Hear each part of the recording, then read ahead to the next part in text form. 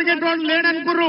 ఈ బీసీలు ఇట్లనే 4 రోజులు ఉద్యమాలు చేసిపోతారనుకున్నారు. కానీ గుర్తు పెట్టుకోండి, ఇవాళ బీసీ సమాజానికి, తెలంగాణ రాష్ట్ర బీసీ ప్రజలకు మీ బిడ్డ టీన్మార్ మల్లన్న ఖడ్గం పట్టుకొని ఉన్నాడు.